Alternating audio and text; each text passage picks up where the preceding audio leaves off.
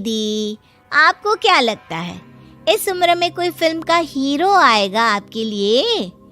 देखिए, अब पसंद और नापसंद की बात तो रहने दीजिए। पसंद करने की उम्र तो आपकी निकल चुकी।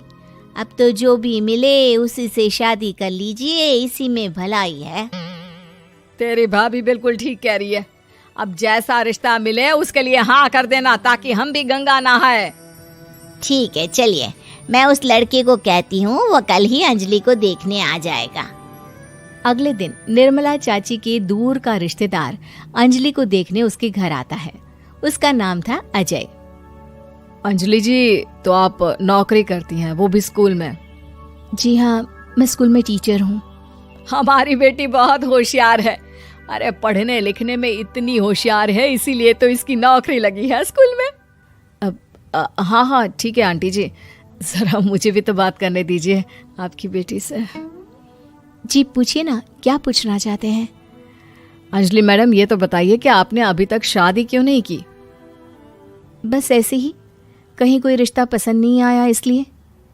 लेकिन क्या मैं आपसे पूछ सकती हूँ कि आपने शादी क्यों नहीं की? अंजलि, क्या कर रही हो तुम? लड़कियों को इस तरह की बातें नहीं शोभा देती। रहने दीजिए आंटी जी, आपकी बेटी काफ़ी पढ़ी लिखी है, मैं उनके सवाल का जवाब दे ही देता हूँ। वो क्या है ना, मुझे भी अभी तक अपनी पसंद की कोई लड़की नहीं मिली। अच्छा, कोई बात नहीं। वैसे आपकी तनख्वाह कितनी है? कितना कमा लेती हैं महीने का? जी यही कोई 25,000 महीने।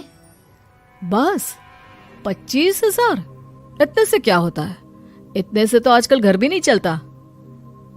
आपके कहने का क्या मतलब है? अरे मैं तो ये सोच कर आया था कि नौकरी वाली लड़की है, आराम से 40,000 कमाती होगी। माफ कीजिएगा, आपका और मेरा रिश्ता नहीं हो सकता। जी कोई बात नहीं, मुझे भी आपके साथ शादी करने में कोई इंटरेस्ट नहीं है। अंजलि, किस तरह की बात कर रही हो? घर आए रिश्ते को ठुकरा रही हो तुम। दीदी, अब इस उम्र में आपको इतनी अकड़ नहीं दिखानी चाहिए। अच्छा खासा रिश्ता हाथ से निकल गया, कहीं ऐसा ना हो कि जिंदगी भर कुंवारी ही रह जाओ आप। कुछ दिन और ऐसे ही निकल जाते हैं और अंजलि की शादी कभी नहीं होती।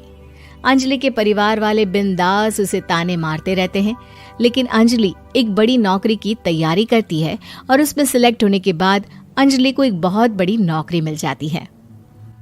अब तो दीदी के नखरे और भी ज्यादा बढ़ जाएंगे भाई। अब तो इतनी बड़ी नौकरी जो लगी है, अब इनकी शादी होने से रही। माँ, मुझे नौकरी के लिए दूसरे शहर जाना पड़ेगा।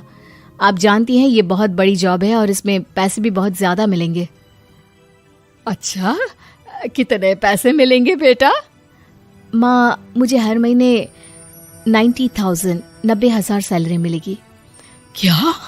अरे वाह वाह, ये तो बहुत अच्छी बात है। लेकिन फायदा क्या? कितने भी पैसे मिले, शादी तो हुई नहीं ना तुम्हारी।